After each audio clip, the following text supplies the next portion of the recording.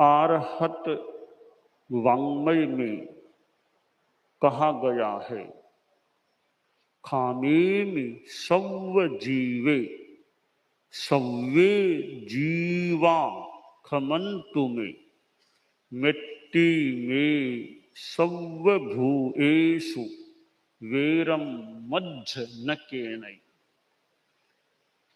हमारे जीवन में सहिष्णुता का महत्व है, सहनशीलता। एक समझ शक्ति होती है और दूसरी सहन शक्ति होती है। समझ शक्ति का बड़ा महत्व है, बहुत महत्व है। अंडरस्टैंडिंग पावर, समझ शक्ति अच्छी होनी चाहिए। समझ शक्ति अच्छी होना बढ़िया बात है। और तात्विक भाषा में विवेचन करूं तो ज्ञानावरणीय कर्म का प्रयोगसम होता है, कुछ अच्छा प्रयोगसम होता है, तो आदमी की यह समझ शक्ति, अंडरस्टैंडिंग पावर, वह अच्छी हो सकती है। एक आदमी बात को जल्दी पकड़ लेता है, समझ जाता है। आदमी बात करने आया है, इसका बात करने की पृष्ठभूमि में आशय क्या, उद्देश्य क्या, इसको एक आदमी पकड़ लेता है।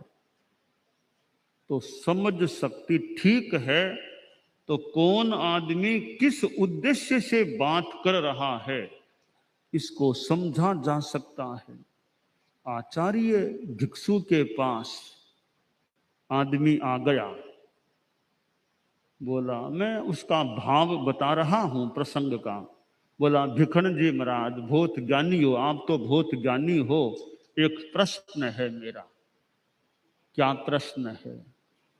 तो भिखन जी महाराज छोटा सा प्रश्न, बताओ क्या प्रश्न है? कि घोड़े के पैर कितने होते हैं? घोड़े के पैर कितने होते हैं? अब समझ शक्ति की बात यहां है। अब स्वामी जी, हम भिक्षु स्वामी को श्रद्धा के साथ स्वामी जी कहा करते हैं। तो स्वामी जी ने उत्तर देना शुरू किया, अच्छा घोड़े के पैर एक इधर आगे, एक इधर आगे, एक दो, एक इधर पीछे, हाँ तीन, एक इधर है, एक दो तीन चार। घोड़े के चार पैर होते हैं, चार पैर। वो सामने वाला आदमी बोला वाह भिखन जी वाह, इतना सामान्य प्रश्न पूछा था। एक छोटा बच्चा 5-6-7 वर्ष का, वो भी जल्दी उत्तर दे सकता है। घोड़े के पैर कितने हैं? घोड़े के पैर कितने होते हैं? बच्चे बताएं। 4। बहुत जल्दी उत्तर देते, बच्चे भी इतना जल्दी उत्तर दे सकते हैं। आपने मेरा इतना टाइम लगा दिया, 1 2 3 इतनी गिनती करनी पड़ी, इतना छोटा सा सवाल था। स्वामी जी ने फरमाया कि तुमने पूछा घोड़े के पैर कितने, मैं तपाक से बोल जाता कि 4। तुम्हारा अगला प्रश्न होता कन खजूरिये के पैर कितने, तब मैं थोड़ा सोच में पड़ता, तब तुम बोलते। पहले तो तपाक से बोल गए, अब बोलो तब पता चले, अब बोलो तब पता चले। हाँ मैं यही सोच के आया था, आज ऐसा करूंगा। यह पहले ही बात को भांप लिया। तो अंडरस्टैंडिंग पावर, कौन आदमी किस उद्देश्य से बात कर रहा है, क्यों प्रश्न पूछ रहा है, यह पकड़ लिया जाए, फिर उत्तर भी उसी तरीके से दिया जा सकता है। आचार्य तुलसी जोधपुर में, बहुत वर्ष पुरानी बात है, जोधपुर में थे। मैं बात का भाव बता रहा हूं। एक आदमी आया, मैं वो थोड़ा बहुत अंतर हो बात में, बोला आचार्य श्री मेरा बच्चा गुम हो गया, बच्चा गुम हो गया। बच्चा, गुरुदेव ने बड़ी सहानुभूति से कृपा से कहा भाई बच्चा कहाँ जाता है, ठीक है मिल जाएगा, बच्चा कहाँ जाता है, तो नहीं उसको मैं खोजूं या नहीं, खोजूं तो पाप होगा या धर्म। अच्छा अब इसका ये बात का ये लक्ष्य है। तब गुरुदेव ने कहा कि बच्चा खोजूं पाप होगा या धर्म खोजूं या नहीं खोजूं, अब मुझे पूछने आए हो। जब बच्चा पैदा किया तब मुझको नहीं पूछा कि आचार्य श्री बच्चा पैदा करूं या नहीं करूं, तब क्यों नहीं पूछा मुझे?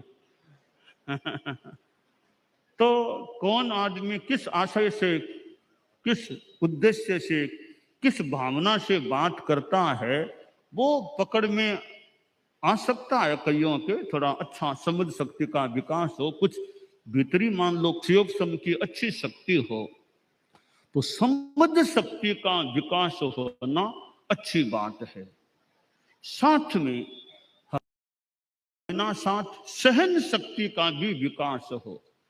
समझ शक्ति से बात को समझ तो लेंगे, अब सहन शक्ति नहीं है दुखी बन जाएंगे। एक विद्यालय प्रिंसिपल संत के पास आ गए, युवाचार्य महाप्रज्ञ जी की बात है, मैं बात का भाव बताने जा रहा हूं, थोड़ा बहुत अंतर हो तो हो सकता है। युवाचार्य श्री विराजे थे, एक कोई नौपाणी स्कूल, कोलकाता की कोई नौपाणी स्कूल का कोई प्रिंसिपल कुछ कोई था, आया, बातचीत चली, युवाचार्य वर ने फरमाया कि आपकी स्कूल अच्छी है, नौपाणी स्कूल अच्छी है, आप बच्चों को पढ़ाते हैं, उनकी समझ शक्ति पैनी हो जाती है, अच्छी हो जाती है, आप बच्चों की समझ शक्ति अच्छी कर देते हैं, ज्ञान दे देते हैं, और फिर उनको दुखी बनने के लिए घर भेज देते हैं। तो वे चौंके कि युवाचार्य जी ये क्या कहा, हम दुखी बनने के लिए बच्चों को घर कैसे भेजते हैं? तो युवाचार्य वर ने फरमाया बात का भाव कि आप अच्छा स्कूल है, पढ़ाते हैं तो ज्ञान बढ़ता होगा, समझ शक्ति बढ़ती होगी, बच्चों की समझ शक्ति तो बढ़ जाती है, पर टॉलरेंस पावर, एंड्योरेंस पावर, सहन शक्ति वो अगर नहीं बढ़ती है तो बात को समझ लेंगे, यह बात है, मन में प्रतिक्रिया होगी, रिएक्शन होगा, वे दुखी बन जाएंगे। हाँ ये तो होता है, ऐसा तो होता है, हम तो यही कह रहे हैं ना। अब क्या करना चाहिए कि जीवन विज्ञान, साइंस ऑफ लिविंग, आपका स्कूल बढ़िया तो जीवन विज्ञान जैसी बात भी साथ में चले तो बच्चों का ज्ञान बढ़े, समझ शक्ति बढ़े, साथ में यह भावात्मक इमोशनल डेवलपमेंट हो, सहन शक्ति हो, गुस्से पर कंट्रोल हो, तो समझ शक्ति और सहन शक्ति ये दोनों शक्तियां हमारे में विकसित होती हैं, तो एक जीवन का एक आयाम, अच्छा जीवन जीने का एक आयाम हमें प्राप्त हो सकता है। तो यह सहन शक्ति, बच्चे हैं, बच्चे स्कूल में पढ़ते हैं, छोटे छोटे बच्चे परिवार में रहते हैं, अब उनका इमोशनल डेवलपमेंट कैसे अच्छी, उनमें सहन शक्ति हो, गुस्सा ज्यादा न करें, अच्छे संस्कार हो, तो बच्चे अच्छे बन सकते हैं। अब ये ज्ञानशाला जो है, अब ज्ञानशाला में इतने छोटे छोटे बच्चे हैं, इधर ये कन्या मंडल की बाइयां भी होगी, कन्या मंडल, किशोर मंडल ऐसे हैं जो बच्चों की मानो संस्थाएं कह दें, कुछ भी कह दें, इनमें बच्चों को वो धार्मिक आध्यात्मिक संस्कार मिले कि वे परिवार में कैसे अच्छे रह सकें, समाज में कैसे अच्छे रह सकें, स्कूल विद्या संस्थान द्वारा संचालित विद्या निकेतनों में कैसे अच्छे रह सकें, तो वे संस्कार इनको मिलते रहें। अब ज्ञानशाला के बच्चे जो स्कूल में जाने वाले, पढ़ने वाले, साथ में उनको ये धार्मिक संस्कार, तत्वबोध मिलता है, उनका जीवन अच्छा बन सकता है।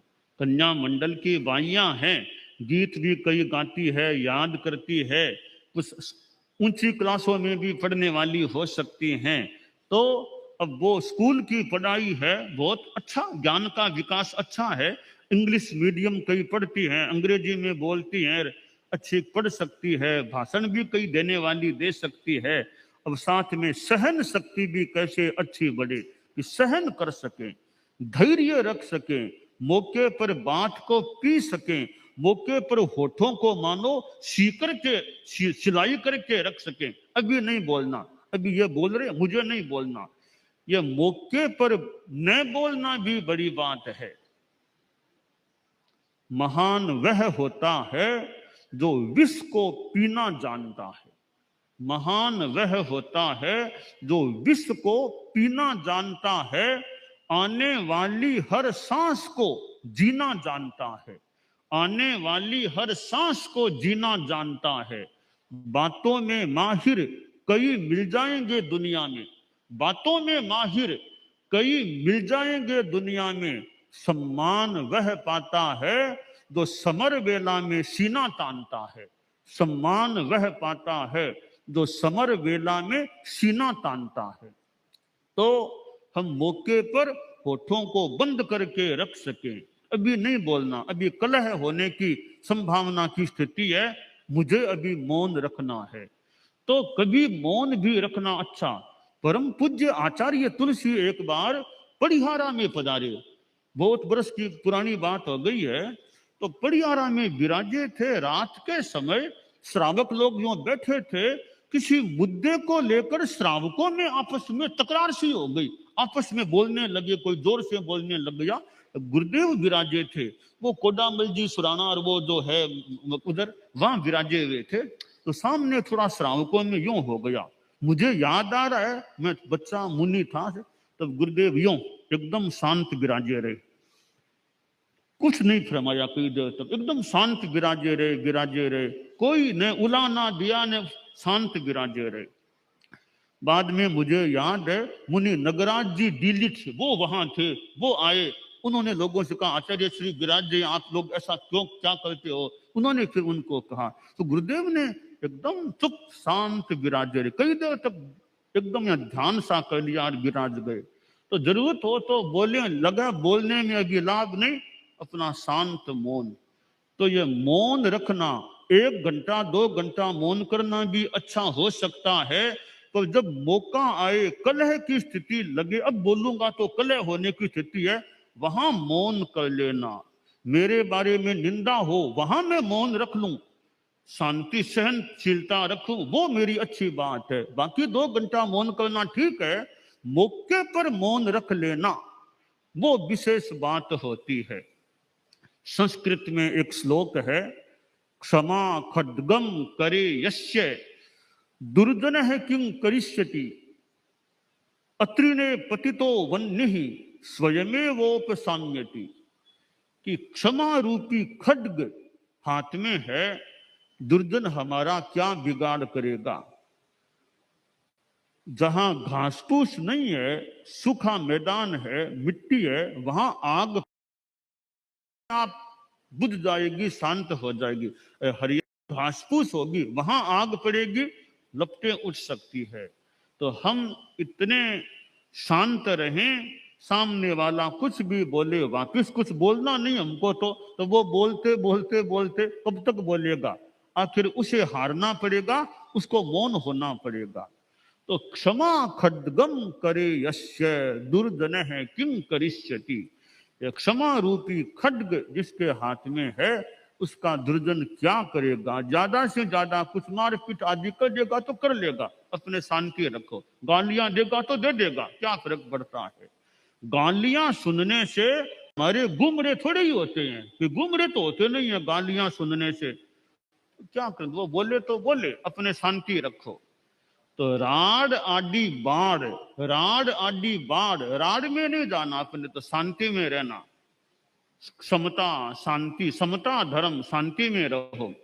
तो यह सहनशीलता, परिवार में रहें वहां भी सहन शक्ति हो, आपस में तकरार फालतू न हो, पिता पुत्र में, सास बहू में, माँ बेटी में, माँ बेटे में, दादा पोते में, मामा भांजे में तकरार नहीं। ठीक है, यो आदमी थोड़ा बहुत कभी हो जाए, कुछ हो जाए तो वापिस बात को समेट लेना चाहिए, ठीक कर लेना चाहिए। कुछ कभी हो जाए, बोलचाल हो गई तो जल्दी वापिस नॉर्मल हो जाना चाहिए, ज्यादा देर वो गांठ बांध के नहीं रखना चाहिए। तो यह शांति, कभी कभी बड़ों को भी कभी कभी मौन रखना उनके लिए अच्छा होता है, कि मैं बड़ा हूं तो बड़ा है, तो बड़ा तुम क्यों हो, ऊंचा बैठने मात्र से तुम बड़े नहीं हो, तुम्हारे जीवन में बड़प्पन है, विचारों में, आचरणों में, तो तुम वास्तव में बड़े हो। ऊंचा बैठने मात्र से कोई बड़ा नहीं कि मंच पर बैठ गए हम बड़े हैं। तो मंच पर बैठने वालों से कोई नीचे बैठने वाला भी महान व्यक्ति हो सकता है। तो उन पर बैठना ठीक है, प्रोटोकॉल हो सकता है, व्यवस्था हो सकती है, सुविधा असुविधा की बात हो सकती है। वास्तव में बड़ा वह है जिसके जीवन में बड़प्पन है, जिसके जीवन में महानता है, वो आदमी बड़ा है, भले वो नीचे बैठे चाहे ऊपर बैठे। तो हमारे जीवन में यह बड़प्पन हो, नमन खमन अरु दीनता, नमन खमन अरु दीनता, सबका आदर भाव, कहे कबीरा वही बड़ा, जाका बड़ा स्वभाव। कहे कबीरा वही बड़ा, जाका बड़ा स्वभाव। जिसका स्वभाव बड़ा है, स्वभाव ऊंचा है, वो आदमी बड़ा है। आप लोग गृहस्थ हैं, गृहस्थों में भी कई कई बहुत बड़े अच्छे आदमी हो सकते हैं जिनके जीवन में संयम है, क्षमा है, बहुत समझदारी है। तो गृहस्थों में भी कई बहुत अच्छे बड़े बड़े आदमी हो सकते हैं। शास्त्र में तो कहा गया है कि जो श्रमणोपासक ये श्रावक होते हैं, अम्मा प्यू समाना, कई श्रावक तो साधु के माँ बाप के समान होते हैं। इतने वो गहरे ऊंचे होते हैं कि साधु के लिए वो माँ बाप के समान होते हैं। तो श्रावकों में, गृहस्थों में भी कोई बहुत अच्छी है। साधु तो खैर वंदनीय है ही है, वो तो पूजनीय होते ही हैं साधु सामान्य रूपे ने, परंतु गृहस्थ भी बहुत अच्छे हो सकते हैं। संति एगे हिम भिक्षु हिम गारथा संजमुत्तरा, गारथ्य ही सभ्य साहवो संजमुत्तरा। तो कई भिक्षुओं की अपेक्षा कई गृहस्थ बहुत संयमशील, संयम वाले हो सकते हैं।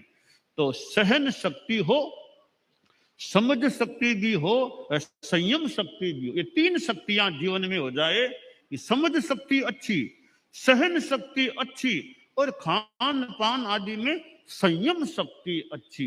ये तीन शक्तियां हम सभी के जीवन में रहें।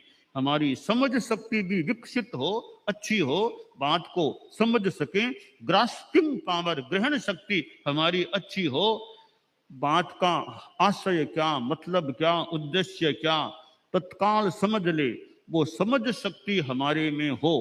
हालांकि सब में तो उतनी बढ़िया समझ शक्ति नहीं भी हो तो अच्छी बात है, समझ शक्ति अच्छी। दूसरी बात, सहन शक्ति अच्छी। कोई कुछ भी बोल दे, कर दे, हम सहन कर सकें, समता रख सकें, तत्काल गुस्से में न आए, आवेश में न आए, सहन करो सफल बनो, सहन करो सफल बनो। तो हमारी सहन शक्ति अच्छी होनी चाहिए। आचार्य श्री महाप्रज्ञ जी का संभवतः सूत्र, सहन करो सफल बनो, श्रम करो सफल बनो, सेवा करो सफल बनो। हम सहन शक्ति का विकास रखें। और तीसरी बात है संयम शक्ति, खान पान चिंतन मनन सब में संयम हो। खान पान में भी असंयम नहीं, वाणी का भी असंयम नहीं, सोचने का भी वो असंयम, अनावश्यक चिंतन की धारा में नहीं बहना।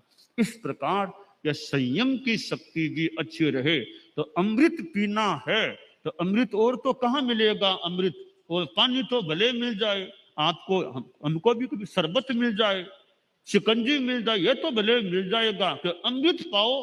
अमृत तो पता नहीं दुनिया में अभी कहाँ पर है, कोई पीने के लिए अमृत उदना में कहीं है तो मुझे हो तो कोई बताना। उदित मास का चतुर्मास है, उदना में कोई अमृत कहीं मिलता हो तो कोई तो अमृत तो पता नहीं कहाँ मिलेगा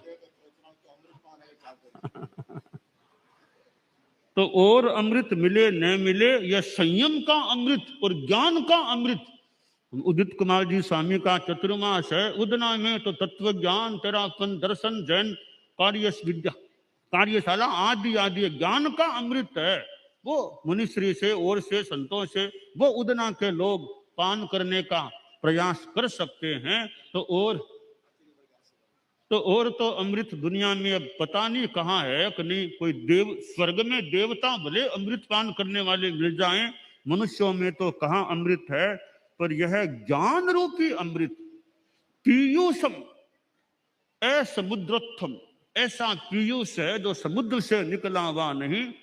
और रसायन मनौषधम, ऐसा रसायन जो दवा नहीं है, तो ज्ञान, आगम का ज्ञान, शास्त्रों का ज्ञान, आर्षवाणी और भी जो भी यथार्थ तथ्य परक ज्ञान है, आत्म कल्याणकारी ज्ञान है, वो ज्ञान रूपी अमृत वो हम पी सके, उसका पान कर सके। साध्वी वरिया ने भी अमृत, तो अमृत है वो ज्ञान रूपी अमृत है, वो आदमी खुद भी पिए, दूसरों को भी पान जितना बांट सके। तो वक्तव्य देते हैं तो वक्तव्यों से भी दूसरों को कुछ अमृत या ज्ञान बांटने का प्रयास हो सकता है। तो हमारे साध्वी प्रमुखा जी भी कई बार भाषण देते हैं, साध्वी वरिया भी देती है। तो ज्ञान का, अपना ज्ञान का विकास हो, अच्छे ग्रंथों का हो, चिंतन मनन से हो, शास्त्रों का अध्ययन हो, तो पढ़ करके जो ग्रहण किया है उसको फिर निगलना, उसको फिर बांटने का। ज्ञान भीतर से उठा हुआ भी हो सकता है, ग्रंथों से भी लिया हुआ हो सकता है, दोनों प्रकार का ज्ञान है। उसको जैसा भी ज्ञान हो वो फिर लोगों में बांटने का प्रयास हो। तो हमारे साधु साध्वियां जो न्यारा में भेला में रहते हैं, न्यारा में काम करने वाले हैं, वे न्यारा में भी अपने ढंग से व्याख्यान प्रवचन कार्यक्रम सिखाना करना, इस रूप में वह ज्ञान का अमृत बांटने का प्रयास होता रहे। विद्यालय के विद्यार्थी हैं, उनको भी कुछ अध्यात्म का, धर्म का ज्ञान भी यथा योग्य मिलता रहे। इस रूप में यह पीयूष, यह अमृत, यह आदमी स्वयं भी पिए और दूसरों को भी बांटने का प्रयास करें। परम पूज्य आचार्य तुलसी, परम पूज्य आचार्य महाप्रज्ञ जी, वो प्रवचन के द्वारा लोगों को मानो कुछ देते थे। उनकी बात आज भी कैसेट्स आदि में उनके प्रवचन सुने जा सकते हैं, दृश्य देखा भी संभवतः जा सकता है। तो हमारे गुरुओं ने जो गुरुवाणी, तो गुरुवाणी सुरक्षित है। यहाँ सूरत में भी हम, यानी अभी तो उदना सूरत, यो एक ही बात मान लें, यहाँ आए हुए हैं। तो ये जो वाणी, गुरुओं की वाणियां, तो गुरुवाणी, गुरुवाणी, अमृतवाणी कह दें, गुरुवाणी, जो भी उचित नाम हो, इस गुरुवाणी के द्वारा भी जयसराज जी शेखानी है, वो अमृतवाणी और कितनी कितनी कैसेट से उन्होंने तैयार की होगी। जयसराज जी जीवन के 10वें दशक में हैं और उन्होंने अपने ढंग से सेवा की है अमृतवाणी से संबंध। तो ये अमृतवाणी गुरुओं की वाणी कि आज भी आचार्य तुलसी के प्रवचन हमें प्राप्त हो जाते हैं, आचार्य श्री महाप्रज्ञ जी के वर्तमान के भी प्राप्त होते हैं, मिलते हैं।